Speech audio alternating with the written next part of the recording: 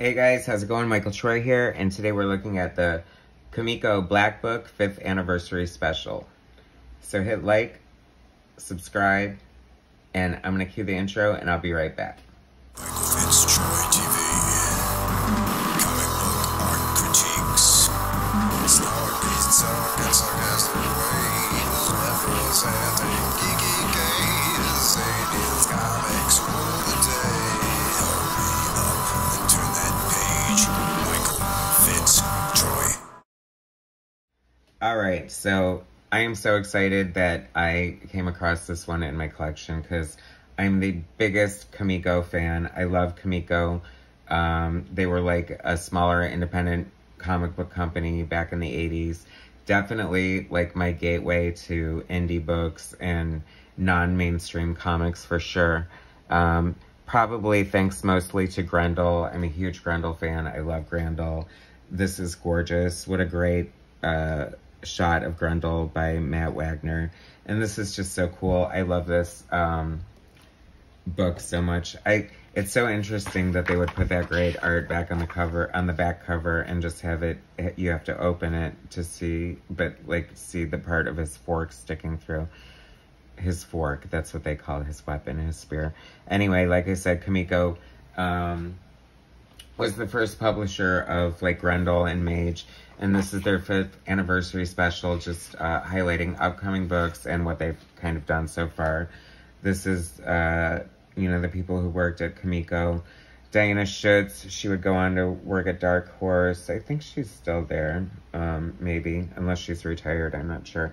Bob Schreck, he would go on to do Oni Press and other things. He, you know, Batman editor for a long time. And I think they were married. So, just kind of fun. I've always loved the vibe of this company and the books that they published. They did a lot of creator-owned stuff, but then they did some licensed products too. So, just like really cool stuff. And Grendel debuted here, the Wagner series, even before Mage. That was like his first foray into comic books. And Grendel, my beloved Grendel, I love the Hunter Rose Grendel, but Christine Spar is by far my favorite Grendel, mainly due to the art by the Pander brothers that completely blew me away in the monthly Grendel series. This is such a great shot. It's combining the Christine Spar Grendel by the Pander brothers, and then you've got a shot of her successor, Brian Lee Sung, by the artist who took over after the Pander brothers, Bernie Muro. And that was a cool story too. And I just love this shot. I just love this art on here so much. I just love the Pander brothers. I could go on and on. Johnny Quest, so cool. They did a lot of great Johnny Quest comics. I love the Johnny Quest cartoons, so I thought it was really cool when they had the comic book. There was some great art throughout the series. Justice Machine, cool superhero book. Mike Gustovich. God, I feel like there's some sort of tie with John Byrne, maybe having done some art on it. I'm not sure 100%. Sorry about that. Mage, by Wagner.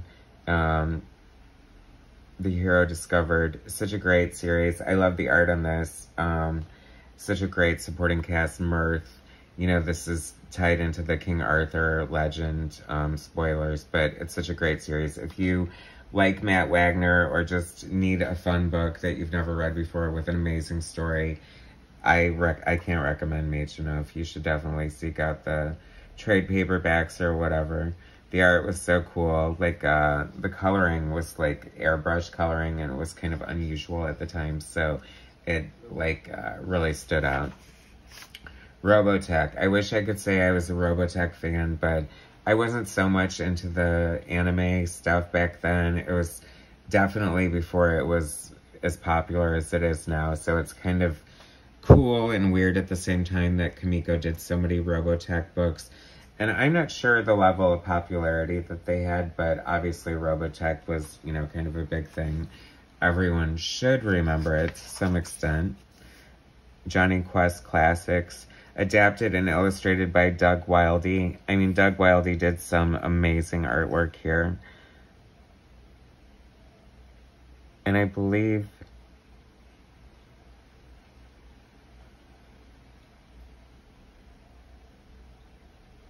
that maybe Doug Wildey had something to do with the original show, but either way, it was just some really great art. Really, lots of great art came out of COMICO, Star Blazers. I kind of remember that. Sounds familiar. Fish Police by Steve Moncuse. I did not read that, and looking back, I feel like I should check it out, because I've always appreciated, like, his art, but I just never felt the need or desire. I'm not huge into the anamorphic comic books. Gumby's Summer Fun Special. I almost died when this came out. I mean, Gumby, illustrated by Art Adams.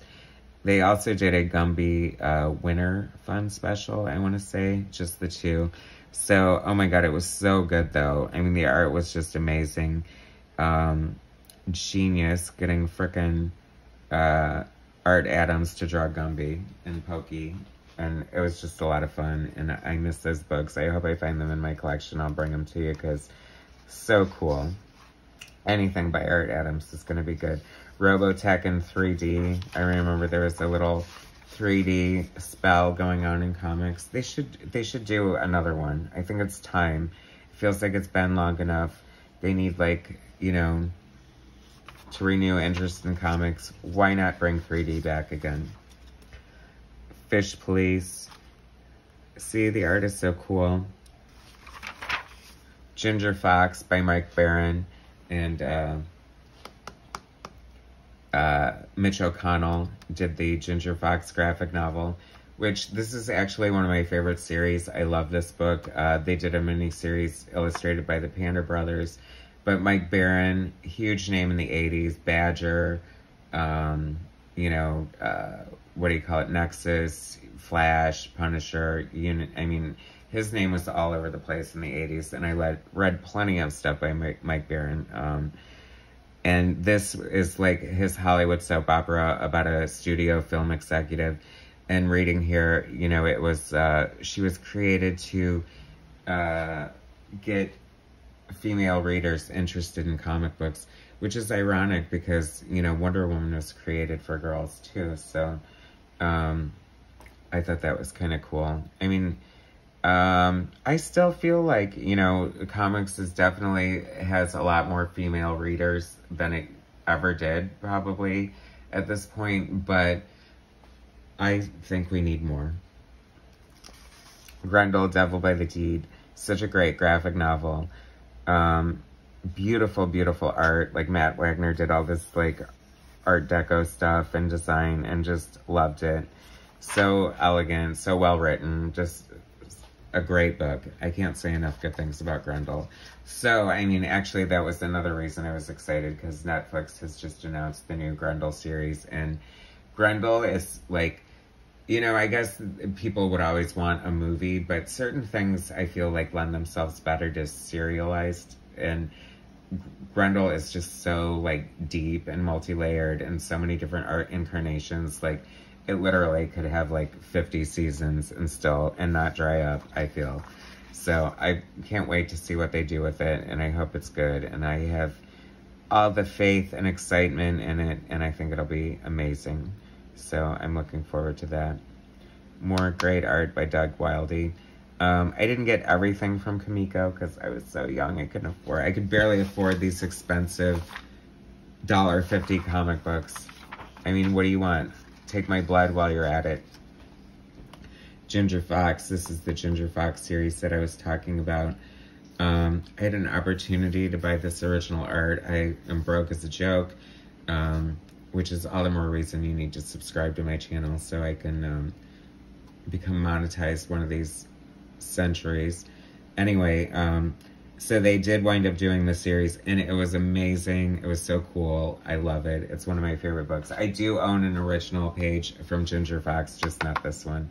So it's the only original page I own by the Panda Brothers, and it definitely deserves its own museum in itself because it's so amazing. I just love their art. Jezebel Jade. I feel like it's funny because they had a lot of, like, female forward. I think having Diana Schutz as, like, you know, the editor for the company probably helped bring in some of that. I'm guessing, I don't know, but I think it's very cool because this is before, you know, like the bad girl phase or anything like that. So it's very cool that they tried to do some female-centric books. And Jezebel Jade, illustrated by Adam Kubert, and this is before, you know, the X-Men. This is like very early Adam Kubert. And look how solid and great that art is. I just really like that. I might have to look that up, especially since it was written by William Messner-Loebs, who, you know, did great runs on Flash and Wonder Woman, and is just a great writer. Mage 2, Max Headroom. You know, there are so many comic book projects that were started and never finished. And some, that's the way life goes, whatever. But this, I was so disappointed this never happened. I love Max Headroom. The Panda brothers were supposed to draw this. You can find some preliminary art, and not a ton, online if you look for it. It would have been so cool to have the Panda brothers drawing Max Headroom, and I really lament that this never happened.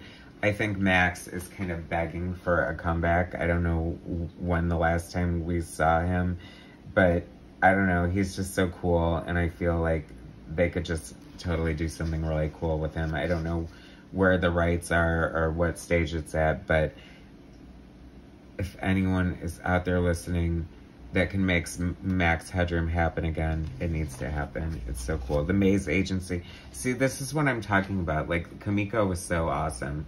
Like, they were definitely, I don't know. I feel like ahead of their times, or maybe right on with their times. I don't know. Mike W. Barr, Detective Comic. See, because they didn't just do superheroes. Obviously, there's all kinds of different genres in here. And just so done well. Mike W. Barr, one of my favorite writers. Batman and the Outsiders, Batman. And when I saw this ad for him and Alan Davis doing this, and it's funny because Alan Davis, I don't know what happened, I think it was delayed or something, but Alan wound up not drawing it, and Adam Hughes actually drew the first issue. But hello, I'll take Adam Hughes, and it was like some of his first comic book art, and it was pretty freaking amazing. I used to have this graphic novel, Night and the Enemy. It was like a science fiction, Harlan Ellison, and painted by Ken Stacy, and I don't remember much about it. I wish I still had it. The art was freaking gorgeous.